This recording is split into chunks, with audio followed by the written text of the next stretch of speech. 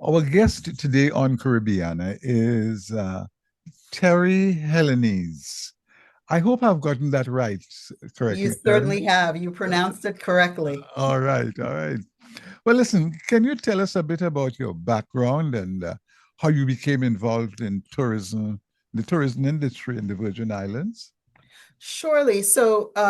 Just as a disclaimer, I am actually not wholly involved in tourism in the Virgin Islands. I manage Governor Albert Bryan Jr.'s federal agenda here in Washington, D.C. And of course, that covers a host of issues, including, promoting tourism, working on getting the rum cover over, which we just did get through the Senate in the big, beautiful bill, Uh-huh. um, technology, education, other policy areas. And of course, tourism is one of them. Right. So just to be clear, tourism does have, or most of the areas do have a commissioner that is responsible, but to Yes. the extent that I can answer your questions, I certainly will do so this morning. Right, right. Well, what inspired you to focus on your line of work? Certainly. From undergrad, I came to Washington, D.C. to the George Washington University Graduate School of Political Management. And really that, was a pearl of an opportunity that opened me to the world. Washington, D.C. being the nexus and everything that happens here, in terms of policy and administration. So really that was the attraction for me. Right, right, right. And so, what makes the Virgin Islands unique? A unique, let's say, unique travel destination. Absolutely.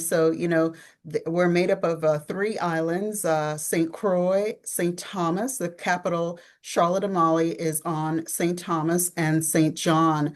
And three unique islands in themselves. St. Croix is very agricultural. St. Thomas is more cosmopolitan, and St. John is just a lover's paradise. So uh, Up until recently, till they started these changes, you did not need a passport to get to the Virgin Islands. You know, they've gone to this real ID now that you Right, need, or to use your passport. But for all of these years in the past, you could just really use your license and purchase a ticket and go to the Virgin Islands. So right, that certainly is a differentiator in terms of travel. right, right, right, right.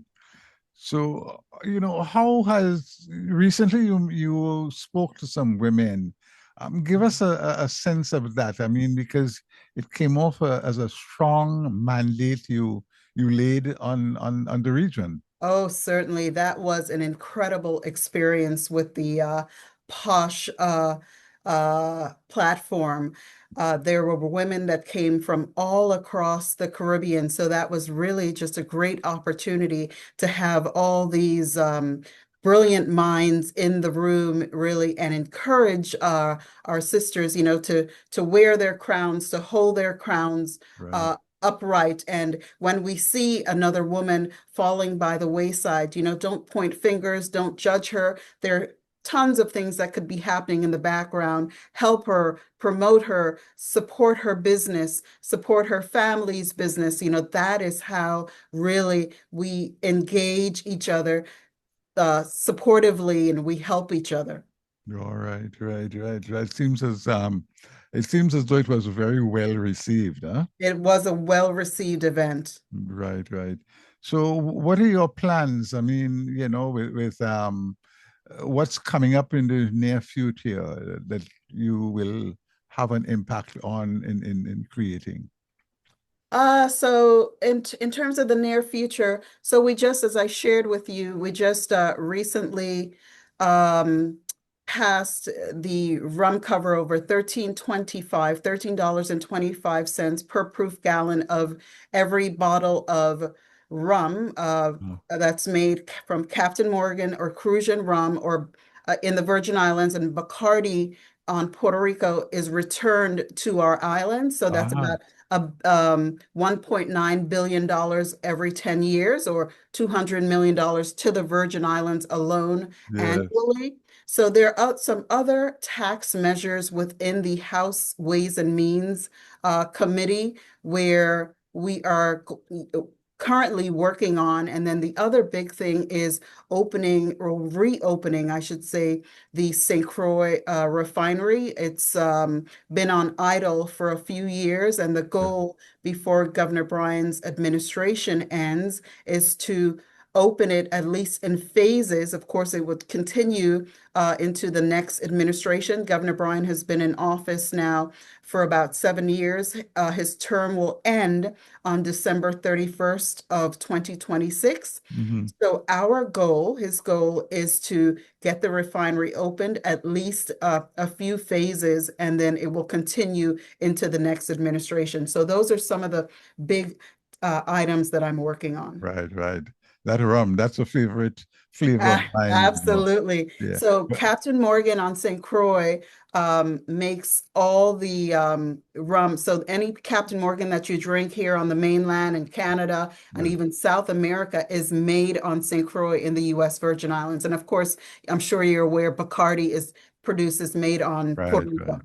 Well, we in Trinidad have one called Royal Oak. I don't Yes. know if you have ever tasted that. No, I haven't. Well, we have to Tell do me. something about that. Yes, yes. Ah, in your experience, what cultural experiences should every visitor have before leaving the islands? Oh my goodness. So, we have Buck Island, which is an underwater museum, where that's something definitely that I encourage visitors to experience. Yeah, And our cuisine, particularly on St. Croix, get out to the local restaurants right. and enjoy our local food. And of course, as I just mentioned, Diageo or Captain Morgan, they have a fantastic visitor center, and they Uh-huh. have, there are many fascinating things that they can take you through that experience as well. Right, right, right, right. Well, what are the biggest challenges that you see the region has in terms of tourism, especially in these times? Absolutely. So tourism really is the lifeblood of the Caribbean, and one sea, one voice, one Caribbean really is a slogan of the Caribbean. But more so than the slogan, we it needs to become our shared strategy. Mhm. And from a regional perspective, when we look across the different countries in the Caribbean, there's an opportunity to approach our challenges and opportunities with a shared strategy approach. Right, right, right, right. Well, that's nice, you know. But it's interesting to see the evolution of tourism in the region, would you Yes. say? Uh, Oh, absolutely. I mean, when we look back, take it, my dad actually moved from Trinidad and must have been, I think, about 57 years ago to yeah. work at the refinery on St. Croix. Um, and so, I was born years after, Mm. but just in terms of hearing from him and his peers and the elders, the transition and how far tourism has come, it Yes, really is fascinating. But yeah, now really is the time to act with urgency and unity to build a Caribbean tourism model that, again, I share is regional in scope and sustainable in design and globally competitive in the way we execute that design. right, right. How has the reception by the Caribbean leaders been to your suggestions? Oh, so it has been very positive. So, for example, we have worked with CARICOM to establish a regional cooperation model, and so that is underway. That is actually taking more time than we had anticipated, but there is an appetite from CARICOM, Mhm. for some of these measures to work together, to work collaboratively. Yes, yeah, yeah. My earlier days, my wife used to go on cruises, and Yes, I didn't. I went to a session one day. I think it might have been the Virgin Islands tourism or the Bahamas tourism did, yes. and they talked about doing all of these things in tourism, the ships and so on. And I came back telling her, oh, boasting to her. And she said, oh, that is what we've been doing. And from that on, I've been on a cruise, man. I've Oh, been on fantastic. cruises. Fantastic. And Yes. we did go to the Virgin Islands, Mhm. stop off. Yes. How has the society coped with the visitors and so on? Oh, so, we have accommodated our ports. We have right fitted our ports to take on these cruise ships and the larger cruise ships. So that has been, growth there as well over these years that you speak of. Yeah, The challenge, though, just to put it squarely on the table, is that while the cruise ship population is doing incredibly well in the Virgin Islands. Um, One thing that we are challenged by, and it's across the Caribbean, is the inter-island travel. We do need to prioritize marine transport and and our inter-island travel. It is really unconscionable that you have to travel to and unacceptable that you have to travel to Miami. Miami to get to the Yes, other countries and other islands. yeah, We have to do something about that. And I know from a Virgin Islands perspective, our current commissioner, Joseph Bachelta, he has been in discussions to try to make this right in the Caribbean. right, right, right. Yes, yes, definitely. So I quite agree. Um, you know, when you think of the advancement of it, do you see is it being expounded to the young, to the youths, to guide young people as they're entering the workplace and so on? Oh, for certain. There's a gentleman by the name of Shamari. His last name escapes me, but he's responsible for festivals under the Department of Tourism. I think his name might be Shamari Haynes. Yeah, He is responsible for tourism he's a deputy commissioner under the Department of Tourism. So every opportunity he gets, whether it's at festivals, or some other local event. hmm, He includes and engages the youth. I've seen even as young as 3 years old, not the entertainment piece, but the education piece. right, I've seen him engage in these platforms. right, right, right, right. This is great.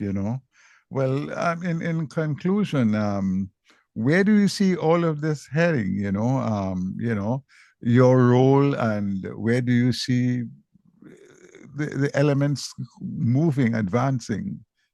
Well, so I think we can't be divided. As I shared, it has to be a shared strategy. And so when we think about that and the opportunities, so for example, the Department of Tourism in the Virgin Islands, they're certainly on board. And I know from discussions with meetings with CARICOM, they're on board as well. Mhm. So, to get those CARICOM and OE CS organizations, those countries involved, I think it's all, just a great opportunity. So Yeah, I think, in let's say maybe the next 10, 20 years, I think we could look at some more advancements because we touched upon a few of them today, but we certainly have come a long way from 57 years ago when my dad moved from Trinidad right, to St. Croix to work for Hess Oil. right, right, right. That is so true. Well, listen, I want to thank you very much and wish you Godspeed, and continue the work, because it's very important that we have good advocacy individuals prophesizing and advancing our cause, especially in the area of tourism and intra-tourism of the region. Thank you so much. Thank you dearly for the opportunity. All right. Well, you take care. Take care. Okay. Okay, bye-bye. Bye. I've been speaking with Teri Helenese, and she's the Director of State Federal Relations and Washington Representative for the Governor of the United States, the Virgin Islands. This is Von Martin. Caribbeana continues.